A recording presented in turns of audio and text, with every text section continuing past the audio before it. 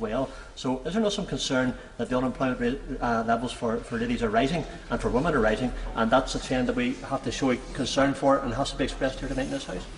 Well, that of course is the concern, because ironically we are having this debate when the spectre of mass unemployment, or as the Liberal benches will remember, the giant evil of idleness, again to quote William Beveridge, rears its ugly head, and yet here we are accelerating the age at which people will get their retirement pension.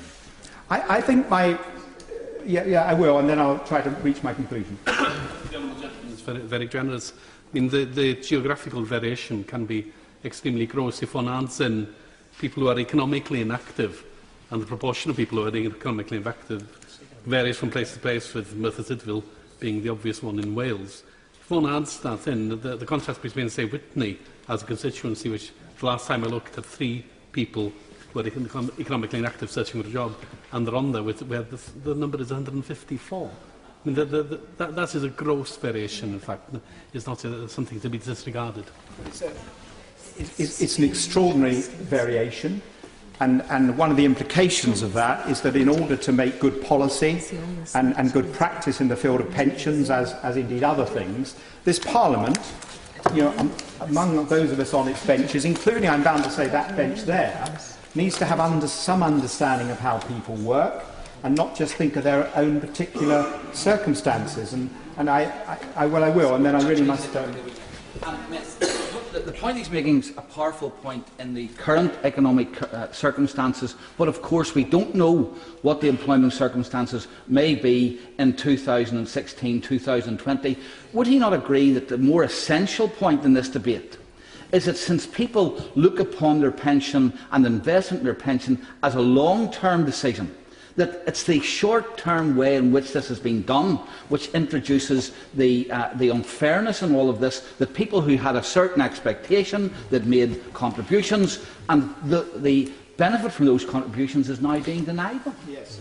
And hence my introduction, where I was arguing that pension policy in this country has always been at its best when it goes with the grain of how people live, and where it makes long-term decisions that individuals can plan around, and it is the acceleration in the sense that we are now discussing. And it's extraordinary to me that the Conservative benches, and I suppose I have to say the Liberal benches, having taken so much money out of the pension system, now want to get credit for putting some money back into the system. That's a bit of Tory arithmetic which I'm not terribly impressed by. Happy to give way. Not welcome, as I do, the additional £25 billion that's actually going into the triple lock of the state pension, and is, as of today, going to protect pensioners from the rise in inflation. Subject for another day, perhaps, although colleagues might want to touch on it today, Madam Deputy Speaker, as to how the shift from RPI to CPI is going to affect the real value of pensions in the future. My guess is that shift, which seems very technical and very dry, will actually become the big pension swindle of the 21st century. And I think I would therefore not be quite so impressed by the triple lock as the Loyalist lady is, but I'll give her another chance. But would the right honourable gentleman not acknowledge that his proposal was to uprate the state pension in line with average earnings, which is 1.8%, whereas the triple lock really chooses the best of the three, and is actually an incredibly important reinforcement of the strength of our state pension. That's right. Yes, but I hope she will consider my point about CPI and RBI and look at that. Indeed. Because we are talking about billions of pounds there that could be lost to British pensioners when that is implemented over the coming decades.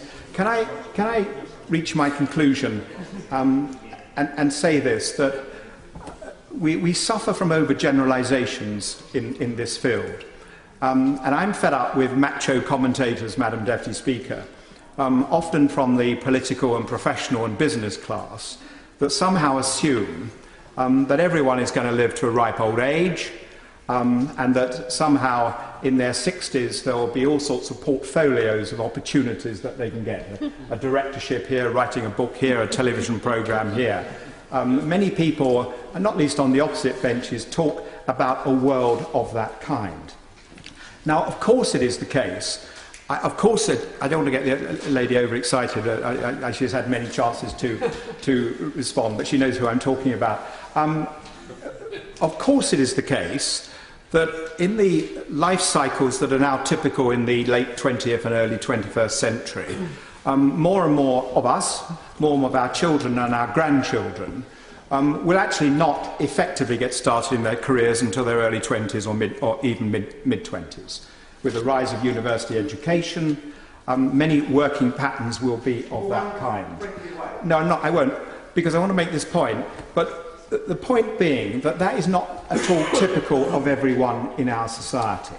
And when we look back to your question, sir, Madam Deputy Speaker, the honourable gentleman's question about the mortality of these people, let us remember that there are still many working people today coming up to retirement who started their working lives as 15-year-olds or 16-year-olds. They are the packers, they are the cleaners, they are the van drivers, they are the heavy manual workers, the care workers. They started work at 15 or 16. And no, I won't, because I want to make my point. The point being that by the time these people are reaching retirement, they are actually worn out. Yep. That they are physically knackered, if I'm allowed to use these words. They are tired, they are exhausted, and they need, in a very old-fashioned sense, a rest. They need to retire. They are not people who, like the honourable gentleman, I suspect, will still be sprightly in his late 60s and 70s with his portfolios and all the rest of it. These people are physically worn out. They've been working since they were children, and they need a rest. And I will give way, and then I'll make my point. I'm grateful to the honourable gentleman.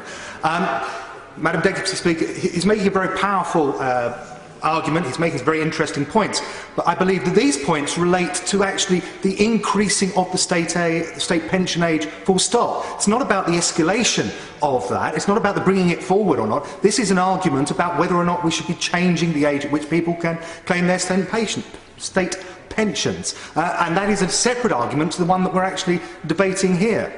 No, my argument which I'm coming to is that it's wrong to treat equally someone who starts work at 15 or 16 with someone who starts their first proper job at 21 or with postgraduate qualifications 23, 24, 25. These people have often been in the labour market doing hard, tough work, tougher than many of us have ever done, manual work, for 10 more years than the likes of us. And my argument is that we should reconstitute a national insurance system that recognises the contributions that those people have made, so that at the very least, anyone who has been in work for, say, 49 years and has paid contributions all that time should be able to take, I shouldn't call it an early pension, but a pension at a more reasonable age. And if that brings about a difference between when they take their pension and their grandchildren who went to the university take their pension, I think that would be fair. I think if we do not start to understand some of these social and employment and class sensitivities, then as we helter-skelter towards higher state pension ages, we start to make mistakes and we leave behind people in great unfairness and injustice, many of whom will never get their pension because they'll be dead before they get their pension. And I think that is not a decent sign of a British pension system that understands how our society is evolving. Here. Pat Glass. Thank you. I rise to speak on this matter today on behalf of the hundreds and possibly thousands of women who contacted me on this matter. And I also speak as one woman who's directly and personally affected by the government's changes. So I'm in a position to know and to tell the government what is happening to women of a certain age with regards to pensions. The women who've contacted me have told me that they expected changes in their pension age. They know that we're all living longer, or some of us are living longer, that we need to plan for our retirement better and over a longer period, and that we need to pay more for our pensions, and that there needs to be some equalisation between the access of pensions between men and women. They understand and recognise all of this. But it's the speed at which these changes are being implemented that is causing real anxiety and fear amongst women who are no longer in a position where they're not given time to plan and save for their future. They're telling me that... Yes, sorry. The Honourable lady for giving way. And I absolutely agree with her. I've been contacted by, again, hundreds and hundreds of women in my constituency who are really, really concerned. And although, yes, we will acknowledge the concessions that have been made by this government, probably because of the pressure that these women have placed on them, it still isn't going to meet the needs of everybody. I've got hundreds, again, of constituents that are still going to be affected, up to nearly £11,000 worse off. And the time to plan just isn't enough to give them a reasonable pension in their old age. Yes, I absolutely agree. And what is happening today is coming on top of government policies that are directly affecting women and young people more than any other group. This is just one more government policy that will impoverish women. So whatever last-minute fixes the government comes up with, it has got to remain wrong to disproportionately penalise women who happen to be between the ages of 56 and 58, many of whom, as we've heard today, have worked all their working lives. Many of them have held several jobs in order to keep their families. They've paid taxes and they've paid their bills, and quite frankly, they deserve better than this. Many of them... Yeah, absolutely. I thank the member for giving way. Does the member accept that this is one of the few certainties in life that has now been ditched for the sort of woman that you're talking about, women of a certain age, as you quite aptly put it, in that these women have planned out meticulously what their retirement will be, when it will be, what they will then use that pension for, how it will be broken down in terms of housekeeping, in terms of needs for their grandchildren, etc. And that is now all thrown askew by these proposals. Yeah. Absolutely, that's absolutely correct. And this is causing real fear, not just anxiety, but real fear amongst these women. These women, many of them have been barred until recently from private and company pension schemes because they had several part-time jobs that they were having to work in several places on very low income and in order to keep their families. And they've now been let down by a government who is simply not giving them due time to change. That's all they're asking for. Just give us due time to be able to plan for this. I'm grateful to the Honourable Lady. Given what we've just heard from the Honourable Member from Croydon about the increases in longevity and the failure of health to keep up with that, the fact that many of these women will actually not be in the best of health and will be having to look for jobs at a time when their own health is very compromised in some cases and when they're not nearly as fit as they used to be. And I absolutely agree with those comments. The Chancellor has come here and has told us that he would not balance the books on the backs of the poor abroad.